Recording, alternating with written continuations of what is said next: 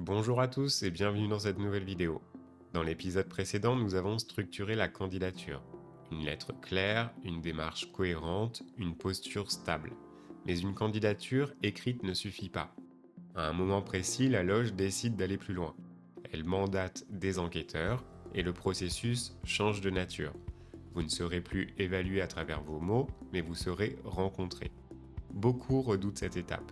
Ils imaginent un interrogatoire, un test psychologique sévère ou une forme d'examen caché. La réalité est plus nuancée en vrai. Les enquêtes ne cherchent pas à piéger, elles cherchent à comprendre. Qui êtes-vous réellement? Votre démarche est-elle stable? Pouvez-vous vous intégrer à un collectif? Si vous n'avez pas encore vu l'épisode sur la candidature, regardez-le d'abord, car les enquêtes ne commencent pas le jour de la rencontre. Elles commencent dans la cohérence entre ce que vous avez écrit et ce que vous incarnez. Dans cet épisode, nous allons lever les fantasmes et vous montrer ce qui se joue vraiment lors des entretiens. Partie numéro 1, vous serez regardé autrement. Le jour où vous acceptez une enquête, quelque chose change.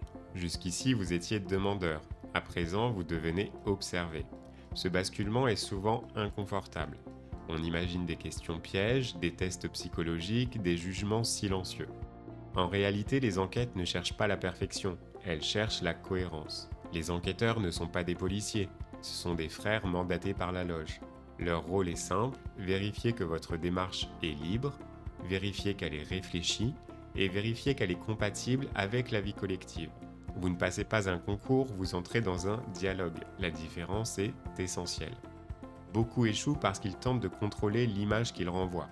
Ils jouent un rôle, ils surjouent la maturité, ils masquent leurs doutes. Or, les enquêteurs ne cherchent pas un masque, ils cherchent un homme réel. Dans cet épisode, nous allons comprendre ce que les enquêtes évaluent réellement, pas les fantasmes, pas les scénarios dramatiques, mais les critères concrets.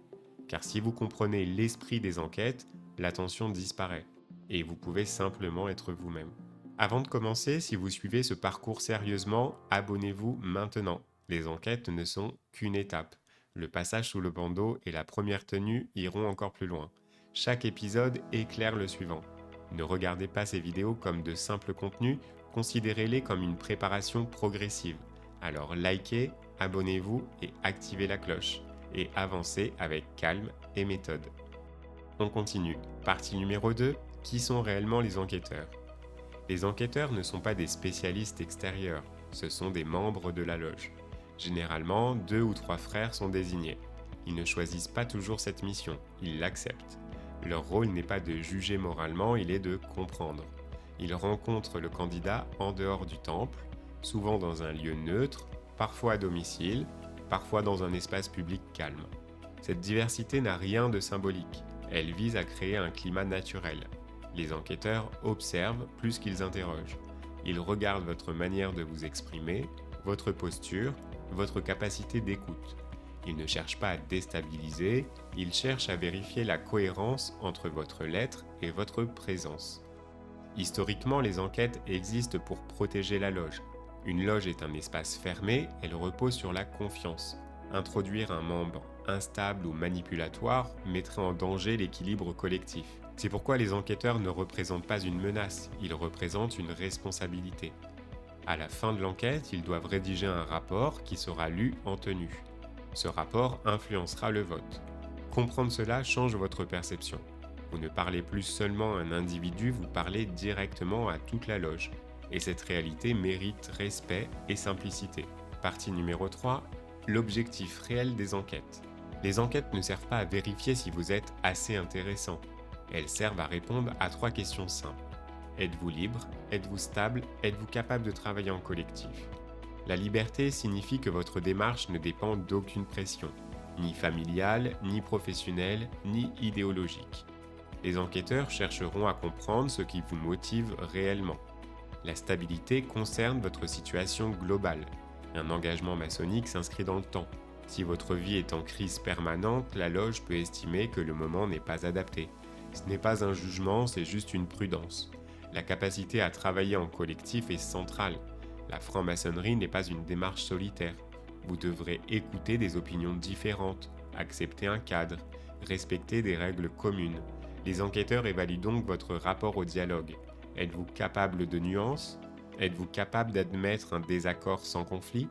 L'objectif réel des enquêtes n'est pas de vous tester intellectuellement. On ne vous demandera pas de réciter un rituel. On cherchera à comprendre votre posture, votre capacité à vous situer, votre manière d'assumer vos choix. Si ces trois piliers sont solides, les détails deviennent secondaires et l'entretien devient un échange naturel plutôt qu'un examen. Partie numéro 4. Comment se déroule concrètement un entretien? Un entretien d'enquête n'a pas de scénario secret. Il suit une logique simple. Les enquêteurs commencent généralement par vous laisser parler. Ils vous invitent à revenir sur votre parcours, professionnel, familial, personnel. Ils observent la cohérence de votre récit. Ils peuvent vous demander pourquoi vous avez choisi cette obédience, pourquoi maintenant, ce que vous attendez réellement. Les questions ne sont pas techniques, elles sont humaines.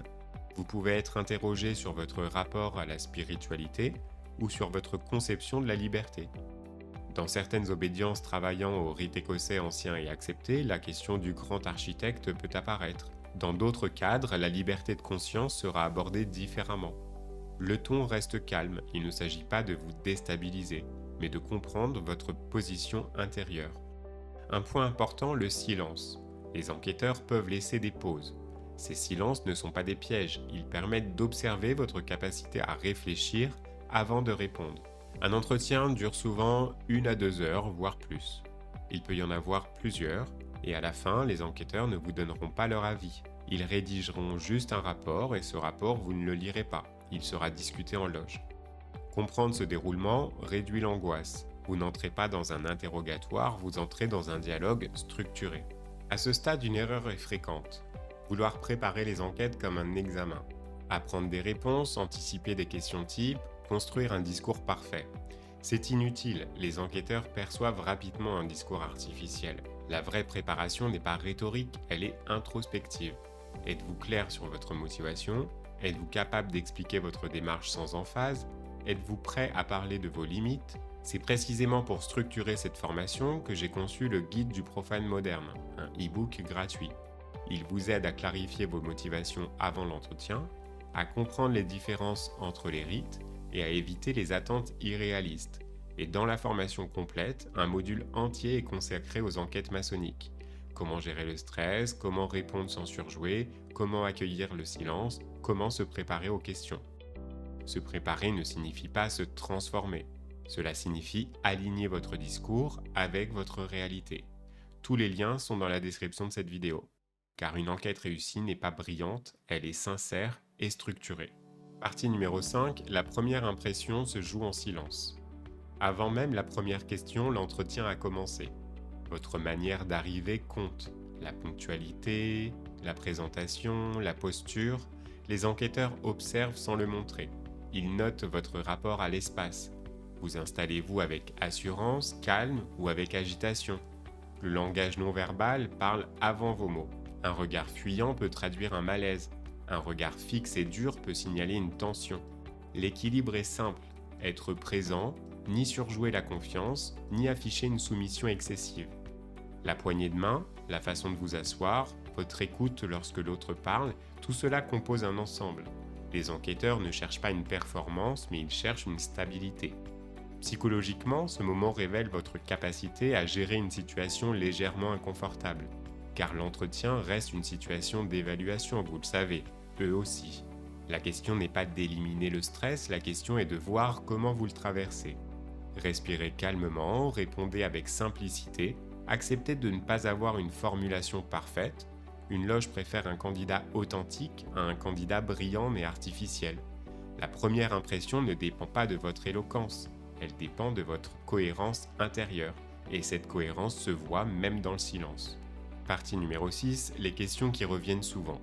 Certaines questions apparaissent presque toujours. Elles ne sont pas secrètes, mais elles sont structurantes. Pourquoi souhaitez-vous entrer en franc-maçonnerie? Cette question semble simple, mais elle ne l'est pas. Une réponse trop abstraite inquiète, une réponse trop grandiose déstabilise. Les enquêteurs attendent une motivation personnelle, pas un discours universel. Deuxième question fréquente, que savez-vous réellement de la franc-maçonnerie? Il ne s'agit pas de tester votre érudition, il s'agit de mesurer vos projections. Avez-vous une vision réaliste? Ou alors imaginez-vous un ordre mystérieux et spectaculaire? Troisième question, comment réagit votre entourage à votre démarche? Cette question explore votre liberté. Êtes-vous influencé ou êtes-vous dépendant d'un regard extérieur? Quatrième question, comment vivez-vous le désaccord? La loge est un espace de pluralité. Votre capacité à dialoguer sans vous rigidifier est essentielle. Cinquième question possible, que représente pour vous le travail sur soi? Ici, les enquêteurs évaluent votre maturité, pas votre perfection. Ces questions ne cherchent pas à vous coincer, elles cherchent à comprendre votre posture intérieure. Et plus votre réponse est simple et honnête, plus l'échange devient naturel. Partie numéro 7, ce que les enquêteurs observent vraiment. Au-delà des réponses, les enquêteurs observent votre manière de répondre. Prenez-vous le temps de réfléchir, coupez-vous la parole, cherchez-vous à donner la réponse attendue? Ils évaluent votre rapport à la vérité. Si vous ne savez pas, dites-le. Une hésitation sincère vaut mieux qu'une certitude fabriquée. Ils observent aussi votre cohérence émotionnelle. Un discours très maîtrisé peut cacher une tension. Un discours plus spontané peut révéler une authenticité. Ce qui compte, ce n'est pas la perfection, mais c'est la stabilité. Les enquêteurs prêtent attention à votre rapport au doute. Pouvez-vous reconnaître une contradiction dans votre parcours? Pouvez-vous parler d'une erreur passée sans vous justifier excessivement?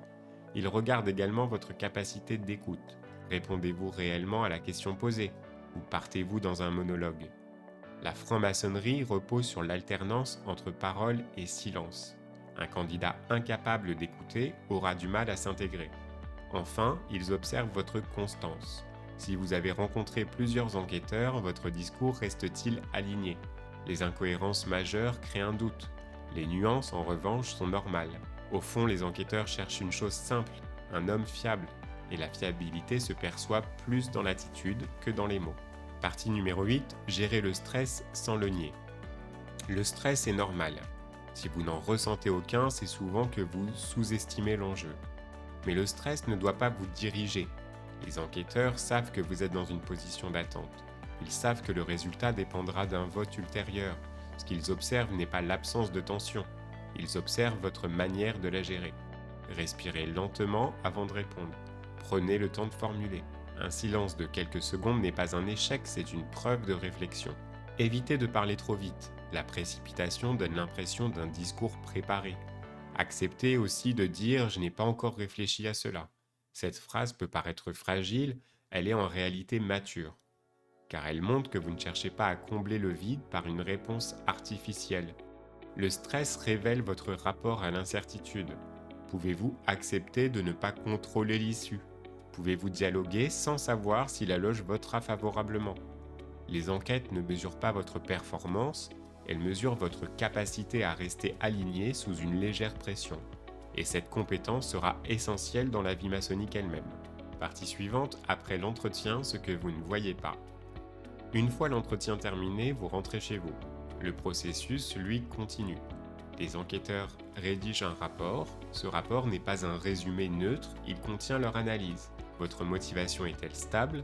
Votre intégration semble-t-elle possible? Existe-t-il des réserves? Le ton du rapport compte. Il peut être favorable, nuancé ou réservé. Ce document sera lu en tenue. Les membres poseront des questions aux enquêteurs. Un échange s'ouvrira, vous n'êtes pas présent et c'est parfois la partie la plus inconfortable car vous ne pouvez plus vous expliquer. C'est ici que la cohérence globale devient décisive. Si votre lettre, votre attitude et vos réponses sont alignées, le débat sera fluide. S'il existe des contradictions importantes, elles seront discutées. Comprendre cela change votre posture. Vous ne cherchez plus à convaincre un individu, vous cherchez à être cohérent devant un collectif invisible. Après la discussion, la loge votera. Ce vote est secret, il garantit la liberté de chacun et vous ne connaîtrez pas le détail. Vous recevrez simplement une réponse. Accepter cette phase d'attente est déjà une forme d'initiation, car vous devez faire confiance au processus. Et la confiance commence lorsque vous acceptez de lâcher le contrôle. Partie numéro 10, ce que révèle réellement une enquête. Au fond, les enquêtes ne servent pas seulement à protéger la loge, elles vous révèlent à vous-même. Durant les entretiens, vous êtes amené à formuler clairement ce que vous recherchez, à expliquer votre rapport au pouvoir, à décrire votre conception de la fraternité, à situer votre rapport à la liberté. Beaucoup découvrent à ce moment que leur motivation n'était pas encore totalement structurée. L'enquête agit comme un miroir. Elle clarifie, elle stabilise, ou elle met en lumière des zones d'ombre. Psychologiquement, c'est une étape décisive, car vous n'êtes plus dans l'imaginaire, vous êtes confronté à un regard extérieur, bienveillant mais exigeant. Si votre démarche est solide, les entretiens renforceront votre décision. Si elle est fragile, les tensions apparaîtront. Dans les deux cas, le processus est utile. Il vous évite d'entrer dans un engagement que vous ne pourriez pas assumer. Les enquêtes ne cherchent pas à fabriquer un initié parfait, elles cherchent à vérifier que vous êtes prêt à commencer un travail. Un travail lent, collectif, exigeant. Si vous comprenez cela, la peur disparaît. L'entretien n'est plus un obstacle, il devient une étape logique, une confirmation. Une mise en cohérence entre votre décision initiale et votre présence réelle. Et lorsque cette cohérence existe, le vote final devient presque une formalité. Car la loge ne cherche pas à vous tester, elle cherche à s'assurer que vous pourrez cheminer avec elle dans la durée. Alors pour conclure, que faut-il retenir de cette vidéo ? Les enquêtes ne sont pas une épreuve hostile, elles sont une clarification. Elles permettent à la loge de vérifier votre stabilité, mais elles vous permettent surtout de vérifier la vôtre. Vous avez compris que les entretiens ne cherchent pas la performance, ils cherchent la cohérence, votre capacité à écouter, à réfléchir, à parler avec simplicité. Si vous abordez cette étape avec lucidité, la tension diminue. Vous n'avez rien à prouver, vous avez à être aligné. Les enquêteurs ne demandent pas un homme parfait, ils cherchent un homme responsable. Un homme capable de travailler en collectif, un homme capable d'accepter un cadre. Si votre démarche est solide, le vote final sera une conséquence naturelle. S'il est réservé, ce ne sera pas un échec définitif. Ce sera une indication que le moment n'était pas encore juste. Dans le prochain épisode, nous aborderons une étape plus symbolique et plus impressionnante, le passage sous le bandeau. C'est le premier contact avec le rituel, le premier choc initiatique. Mais si les enquêtes ont été vécues avec maturité, cette étape ne sera plus une rupture, elle sera une continuité. L'épisode suivant sortira dans 2 jours. Comprendre le passage sous le bandeau avant de le vivre permet d'en saisir la profondeur. Car à ce stade du parcours, vous n'êtes plus simplement candidat. Vous êtes déjà engagé dans un processus de transformation. Et cette transformation a commencé le jour où vous avez accepté d'être regardé avec vérité. Je vous rappelle que le lien vers l'e-book et la formation sont disponibles dans la description de cette vidéo. Je vous remercie d'avoir regardé cette vidéo et je vous dis à très bientôt sur le chemin du profane.